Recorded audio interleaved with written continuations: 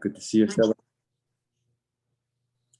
And if I do a smooth job, we will keep them on YouTube, or the Google Docs will always be available. You can actually edit the notes if you'd like, so that the people who come after might read them in a better style. At the moment, the recordings aren't posted anywhere. We're just setting up YouTube and starting to get the demand and the realization that there's real content here, new content on Hegel and genuine philosophy. But when we do put it online, go to the group named Hegelians Who Want to Change the World on Facebook. That's where I'm putting the updates. And the YouTube link will be there too. Right, there's now requests for the past notes. So now that we're getting requests, I am putting together the documents. It's just not finished yet because I'm still making the content for the sessions. And because we're doing a session of spirit every day until the end of this month, it's been my main priority. But now that we have a little bit of interest and word is spreading, I predicted this was going to happen. So now the sessions are only going to be every second day starting in July. So that gives me a breather day to catch up with people and sort of start the networking as we all hopefully start working on this new world spirit together, or in a way that will help you answer the questions in your own research, in your own life. Of course, this is theoretical and practical spirit we're talking about here, which is why it's exciting. But I will let you guys know more about that, even on the meetup groups. I'll post in the comments. Yes, if you're interested in discussion, we're upgrading as we go. So Cynthia has a different Zoom that we can chat on. So her link is in the chat now. And if you want to come after these 40 minutes to that session, then we can chat a little more at length. But I will get started now because we do have a lot to cover here in this session. And if new people come in, if you could just post the essence notes for them so they can follow along. I guess they can see on the screen, but in case they want it for later.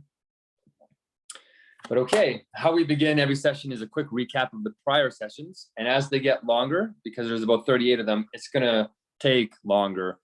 But to not be pedantic, I'm going to shorten my summary of each one so we can fit it within 30 seconds to 2 minutes, just for the new people in the room like you, Peter.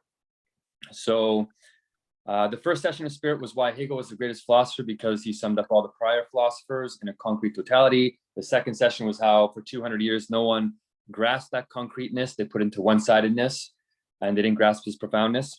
The third session is about once you grasp him, it's a metaphysical dialectic in you and in the world, and it engages your practical spirit to change the world.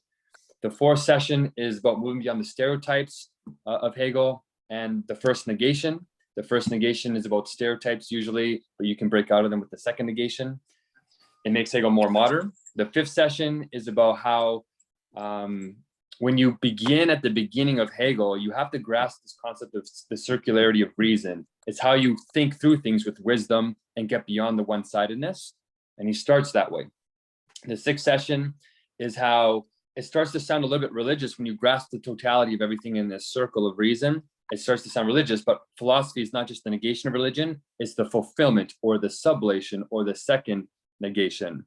So for anybody who's religious in the room, that's the relationship we're going about here. It's about harmony and this new universal logic. Session 7 was about this universal logic being recognized as the universal process of peace. We could win a Nobel Peace Prize because of it. That's the practical side of spirit. Session number 8 is how the first moment of any of this universal logic is always a polemic in some way. It's negative, it's separation, but it's not the full truth. And this Marx kind of used polemics to try and change society this way and create a new ideal state. The 9th session was about how the truth of this is sublation, which is this movement logically that is missing universally in all of our countries across the world. We're going to teach it explicitly. 10 is how Hegel used sublation in a masterclass where he continuously sublated in what he calls the science of logic. It is the universal logic connected together smoothly. The 11th session of spirit was how the science of logic as this masterclass was actually sort of speaking this ineffability. It is the pure form of true thinking. And I showed how we can sort of in session number, in that session, we translated it into Boolean notation to show that Nobel Peace Prize is not a joke. a practical joke, we could actually do something new here. And then the 12th session of Spirit yesterday was about the purpose of logic. And this universal logic's purpose tells you about what the meaning of life is. It's about the liberation of spirit. It's about freedom. So that leads to today. I will go to point number 2 in the notes now, and I will read the 1 paragraph summary in the title of the current session. It stands for the 13 SOS, Sessions of Spirit, or simultaneously SOS can stand for Save Our Souls, because we are trying to improve the world practically. The purpose of life finally explained clearly is the title, and the 1-sentence paragraph goes like this. What is the truth of human nature? Are we merely animals in rational form, forever doomed to carnality and impulse? Are we always limited to the inadequacies of human knowledge and the arbitrary contingency of human history? Has the slaughterbench of history been working towards some purpose through human beings? What is the ultimate principle to which these tremendous sacrifices in the wars and sufferings of living beings make their offering? Hegel provides the answer. The answer is the liberation of spirit, liberation of mind, flow. So what do we mean by this? That is saying a lot as usual, as Hegel usually does. So if we go back to the essence notes, in point number 3, we're going to explain this. So the first point where we left off yesterday was, yes, we can have this ideal thinking in our minds, in our subjectivity, but is the world really ideal? The critics would say, no, the world is not ideal in practice, maybe in some kind of theory, but in reality, it's pretty chaotic. Look at history. Look at the animal kingdom. You know, this kind of mystical universal logic you're talking about with Hegel is just delusion. It's us projecting what we want onto the world. The world's not actually this way. There is no real purpose to life in actual life. We're making it up for ourselves. And so if you move to point number 2, you know, it's kind of demonstrated that when you ask people individually what they think the purpose of life is, the top 5 most common answers that I usually get is, you know, the purpose of life is just to make a lot of money, or to have a lot of power, or to have status, or to gain sex, maybe some Freudian stuff. Or number 5 is happiness. The truth we saw last time is none of these things, but all of these things. So it's the freedom of spirit. It's the liberation of spirit. It's the liberation of mind, because Hegel describes Geist as both spirit and mind. But there's a problem with happiness. I posted a video there. It's that happiness is contradictory. It's indeterminate at first. It's just formal. And whenever we see this word formal in logical terms, it just means a beginning. It means we're doing something artificial. We're not really looking at it in the totality of the circle of reason. And in order to have true logic, true reason, you have to see it as grounding itself as a totality. So this kind of happiness at first emerges in a formal way, and it's hard to grasp. So there's a video I posted there that talks about why it's hard to grasp in modern terms. And it sort of ends with this idea that happiness has to be this whole beingness.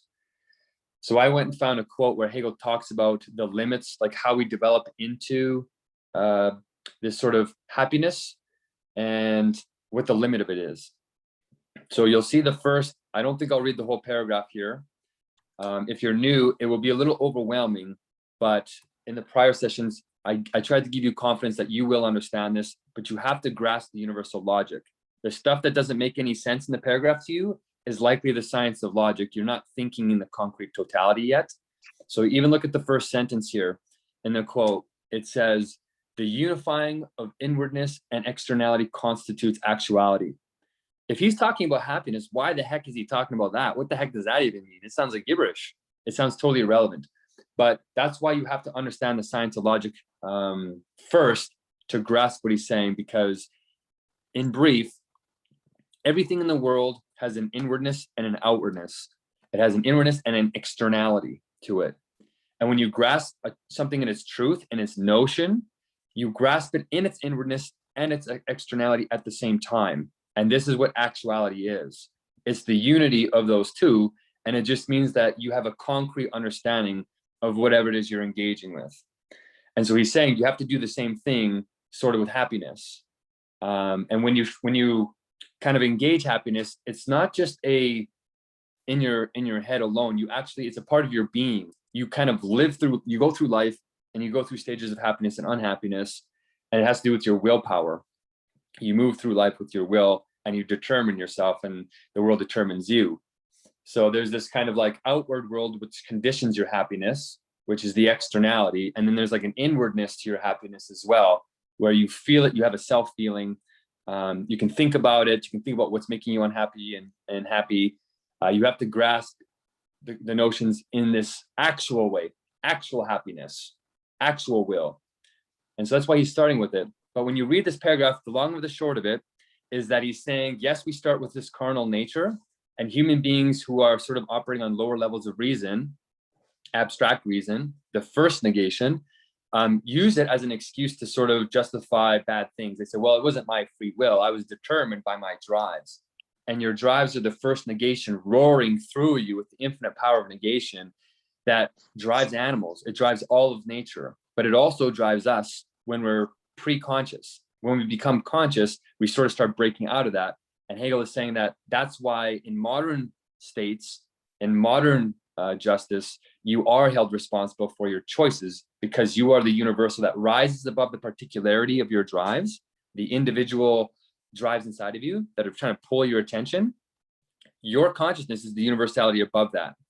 And so he says that's where the moment of freedom comes in how we normally think of free will.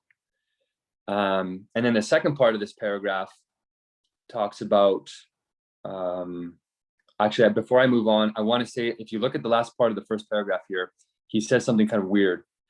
He says, the arbitrary will, as such, does not yet have as its end freedom itself. Rather, the content of arbitrary will is at first the drives, and it can choose among the drives. Merely giving up the drives is simple negation, but the particular drives are affirmative. The intelligence restrains the particular drives. It is the higher, the negation of the particular, so the particular is not its sole content. What does he mean here? He's saying that you don't want to make the mistake that Buddha made when he was first trying to attain enlightenment. Before he sat underneath the tree, he went through 7 years of asceticism. So he was basically performing this simple negation of his drives. Basically, he thought that enlightenment and this freedom he was looking for was gained by getting rid of the drives completely, just erasing them. And a simple negation is the first negation. It's a polemic. It's like you're trying to completely cancel the thing that you're trying to eliminate. I hope this is profound for people. I don't think very many people would interpret this sentence this way, but I think this is really what Hegel is saying. The simple negation is just the first negation. The truth is the second negation. And that's what the other part of the sentence says, where he's talking about the particular drives are affirmative. That means that true freedom means that they persist, they're preserved, but you don't give in to them. The intelligence, which is the universal, your consciousness that rises above the particular drives, is negating them, but it's in a sublation, not in that first complete negation, right? So the sublation is a preservation, a cancellation, and a raising to a higher unity. That's what your consciousness is. That's how animals start turning into human consciousness. For the religious people in the group, this sounds like normal Darwinian evolution. You're thinking you might want to leave, but the reality is a sublation is sort of like a divine reasoning. It's absolute reasoning that's moving through this sort of infinite irrationality and sin, you might call it, of nature. Even though nature itself is not sinful, we're the ones that come into nature and embody that kind of false reasoning through the drives. That's why religion, at least in Christianity, focuses a lot on, sex and stuff like that, that pulls our attention away from this community of like giving and seeing ourselves in the other. So that's what he's talking about here. He says, you don't want to completely negate the drives. That's naive. You have to work with them. And this is what genuine reason is about. And this is what genuine freedom is about. So the second part of the paragraph talks about how Hegel was, he's bridging these two worlds now. So in history, in philosophy, this notion of freedom kind of went through two stages. And as we talked about in previous sessions, philosophy itself, pure thought, progresses through contingent history, through the wars, through the slaughterbench, all this crazy stuff.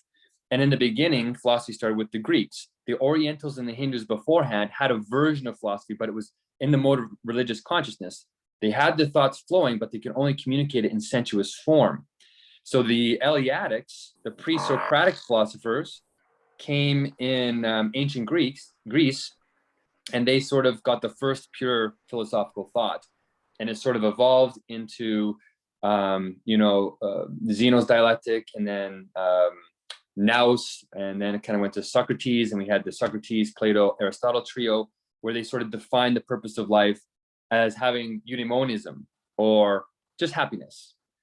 But then that kind of persisted as sort of the purpose of life for a few thousand years. We had the Christian movement come in and say the purpose is actually worshiping God, but that sort of makes you happy and feel fulfilled.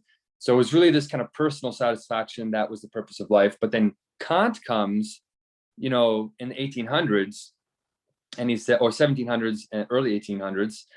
I think he died in 18 or something early, but he said, well, actually, the truth is greater than that. There's a contradiction in happiness. You actually have to have duty as a part of this higher meaning to life. And so since Kant, we've sort of had this purpose, this purpose driven by duty, and duty has to do with these laws. And what happens with Hegel, what I should say is actually, before we get into Kant, he purified that real happiness has to do with the whole human being in themselves. He mentioned Solon here, who was a philosopher even before the pre-Socratics.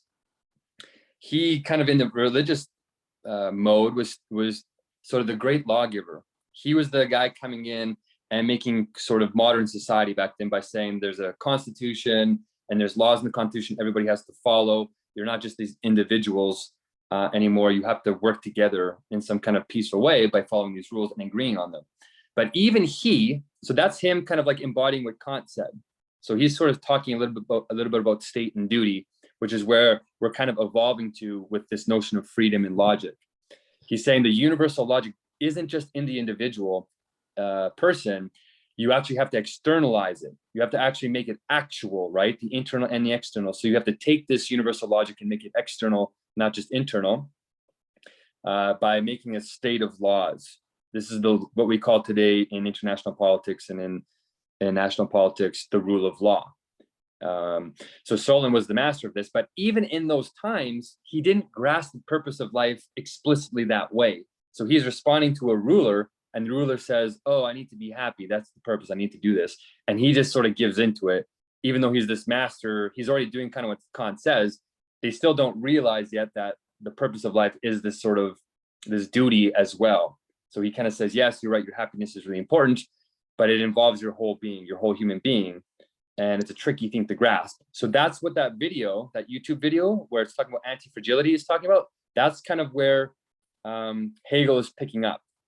He was kind of saying the same thing. And so is Solon. He's putting it into perspective for us. So it's kind of like, well, the real truth is this anti-fragility where you're not really happy all the time. It's kind of a result of going back and forth. This anti-fragility is sublation. It is when you experience a negation in life and it makes you unhappy because it creates separation and the other. It allows you to negate that negation and return to this sort of state of universality above the particulars. And so you get a reinstantiation of the positive despite the negative that's inside of you. Okay, so I hope that makes a little more sense of how anti-fragility is just another way of saying sublation in the universal logic. And there's something profound about it in terms of having an enduring and lasting happiness. But it involves this sort of duty component. So in order for you, so let's move on now.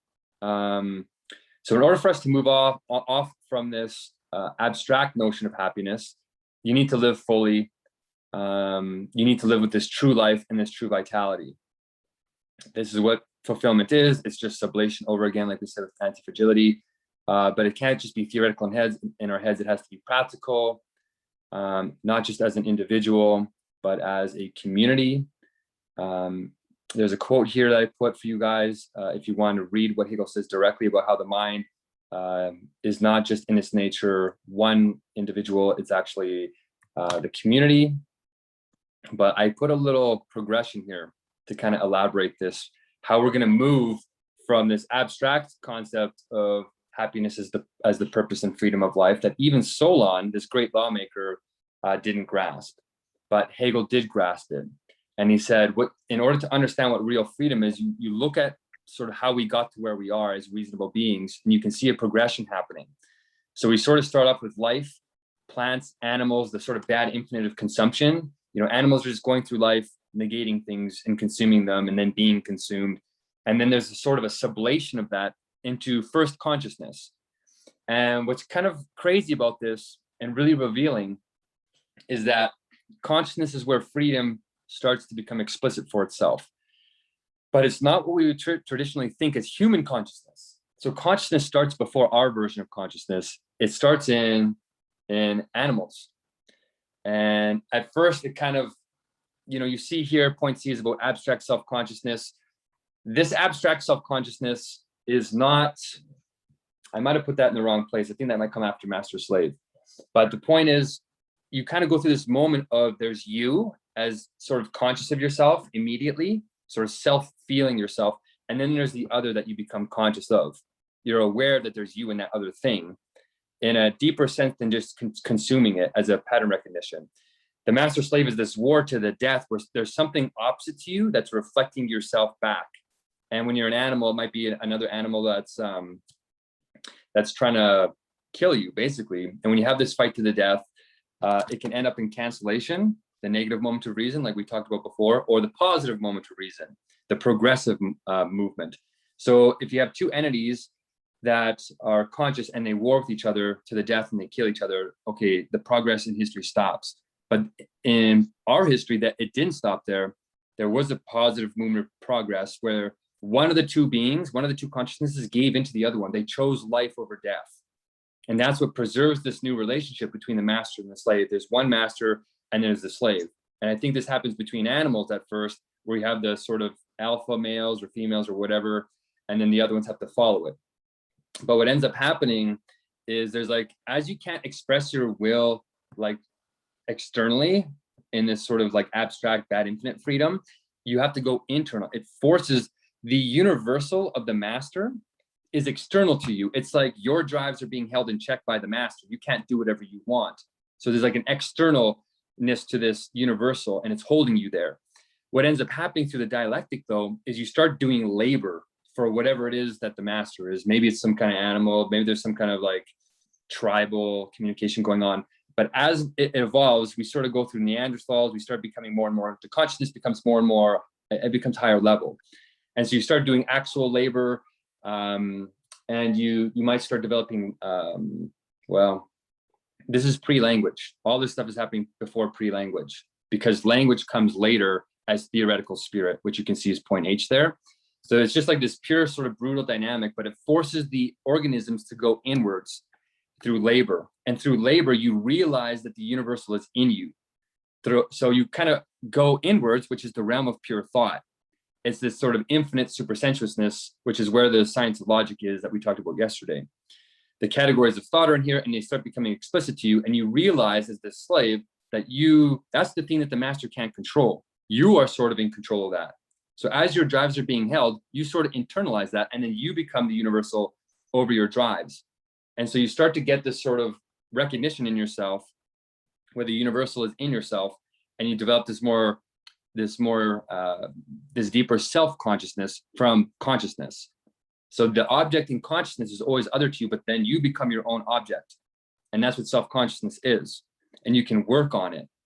And then when you externalize that, you can start communicating it with other self-consciousnesses. And this is what universal self-consciousness is. You have agreements, conscious agreements that surpass the master slave.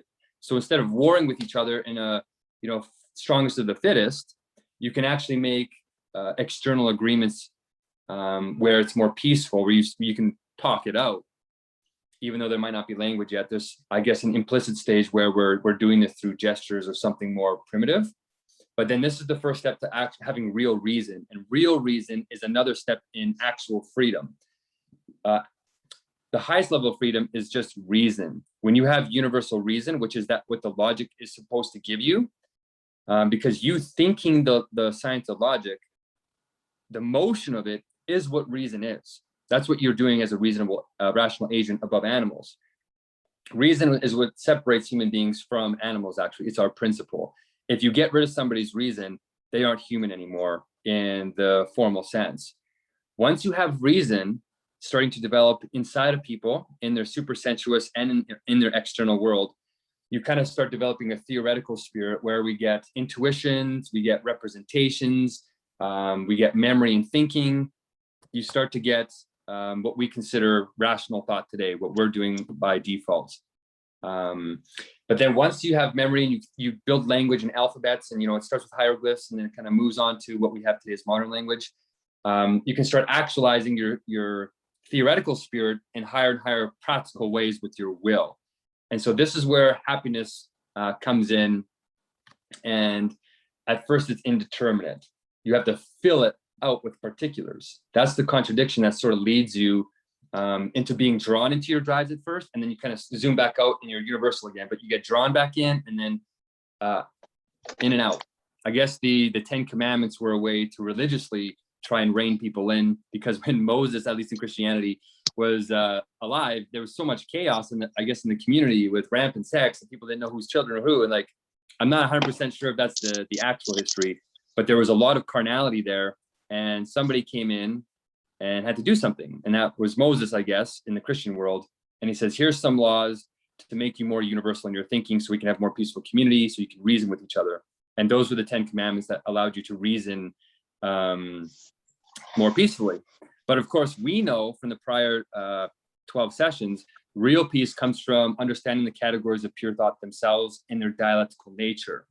So the real 10 Commandments is really the science of logic, with the 200 and some categories of pure thought in their proper order. Once you have this understanding, you can move past the theoretical spirit, past this abstract happiness, and you can externalize these sort of thoughts and recognize them in the world as the sublation of subjectivity itself. So we move past this sort of lower level individual thinking into a more external community level thinking, community spirit. You're still self-determining in this community, but now we're going to get legal status, we're going to get morality, we're going to get duty, and we're going to get state. So what Hegel does here is he takes two prior separate worlds who had different views of the purpose of life, and he sublates them.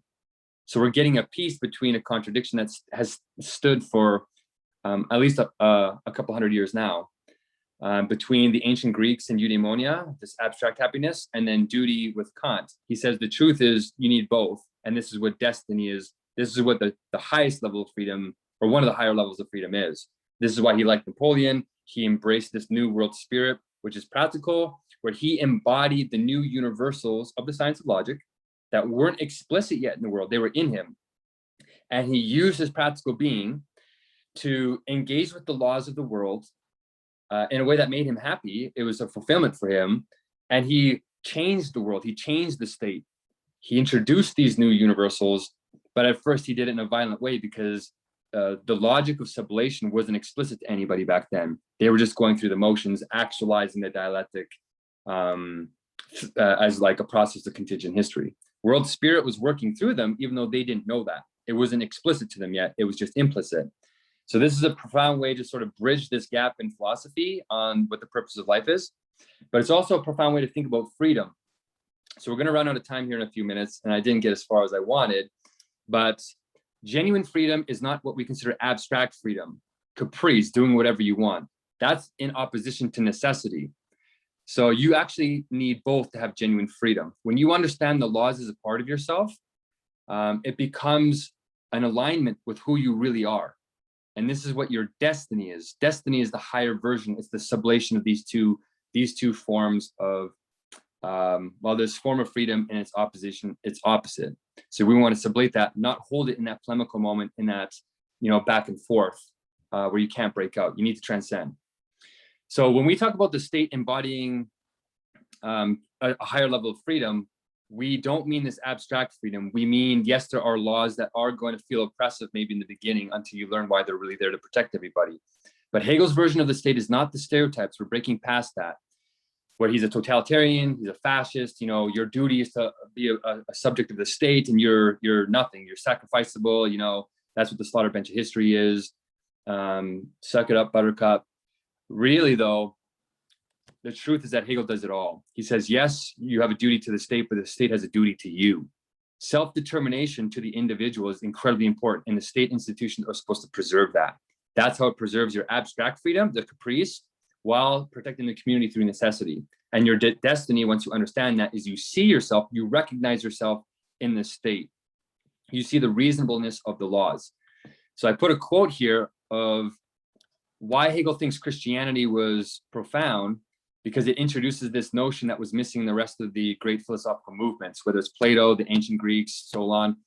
They didn't understand what real freedom was externally, that everybody universally is supposed to be free in their inner world and their outer world. You know, in ancient Greek, we like to think of Plato and them as grasping these ideas concretely, but they didn't.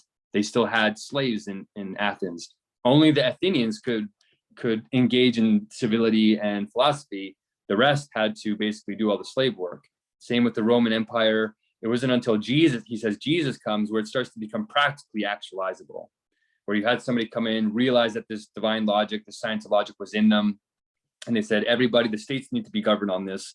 Leave what's to Caesar to Caesar. We're creating a new spirit, but that spirit is supposed to govern the state. We're going to talk about that tomorrow. But here he says, Jesus introduced the principle that everybody is infinitely valuable, not because of their birth, not because they're king, but because you are self-consciousness itself. You have this logic in you, and that's what makes you gain the right to freedom, the realization of that logic inside of yourself and self-recognition. And we've been trying to actualize that principle for 2,000 years in his mind. And we are starting to get into it now with modern states. But that's why, you know, when we do move from subjective spirit to objective spirit, that we're preserving individual freedom and a universal freedom. This is kind of where you move from subject to personhood. You have to be self-aware of your own consciousness, and the state has to preserve that.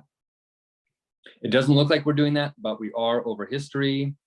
You don't want to make the mistake that maybe Buddha did in the beginning. You don't want to completely cancel your desires. You want to flow with them. And that's what makes happiness determinate. So we're going to end here in a few minutes. If you want to, if the call ends, just go to the discussion session afterwards. I'm going to try and roar through these couple of points here. As a summary, liberation is an individual thing, but it's also recognition in the community. Everybody's infinitely valuable. Marx tried to do this, but the polemical moment caught him. So when he tried to develop this sort of state of communism, he didn't finish the polemic, he couldn't sublate, and so history turned him into his opposite, or anybody who tried to follow his philosophy. Hegel completes the movement. There's something weird and interpersonal I want to mention here, where, okay, well, if the logic is so good, why do we have people like super logical people in the state, and, you know, all these really rational people are usually abrasive. Like, a lot of them are jerks. That's the stereotype. They're emotionally stunted. You know, you go to them with a problem and they're sort of like a machine. They have no emotions. They're mechanical, and it's painful sometimes to be around them. But what I think is happening is that highly logical people that gravitate to the science of logic, or the dead version of logic, are living in a deeper way in their own minds, where they're seeing the infinite connectedness of life in a less fragmented way. So they enjoy that feeling of freedom in their own mind, because connectivity, not being held in that polemical moment, is what freedom is inside of us, and we can externalize it in the state. So when they come up against somebody who doesn't have that concrete world inside of themselves, aren't quite as rational, usually it's because trauma has fixed them in some way. They're hypersensitive and they can't sublate. So when these people come up against them, they're trapped in their own subjectivity, and they think other people should be doing that, but they don't realize the trauma. There's a sort of lack of the true universal logic with the others. And so they try and push through a limit when somebody else isn't ready to do that. And so it becomes an abstract negation of that other person instead of a peaceful sublation, which is more empathic. So that's why logical people are actually genuinely reasonable, which is not abstract reason. Genuine reason is more, it's emotional and it's logical at the same time. When you really grasp sublation, this leads to flow states. All the limits in your life, you start sublating, and it fills out your happiness in an anti-fragile sense, where you're not pulled into, I'm happy, I'm sad, I'm happy, I'm sad. You sort of have this universal, I have meaning in my life, and I can flow through the challenges. Once you grasp that in a truly universal sense, you can take the vow of unabandonment. What friendship is just not giving into that negative moment and then canceling people completely. You actually accept that there's some version of their ideal self in them, their spirit in them. And once you grasp that, you can actually have an incredible level of patience to sit there and sublate with them and stay in flow state. And in this universal, this ideal state, everybody will in the end make that vow to each other, but it can't be done naively in that simple negation.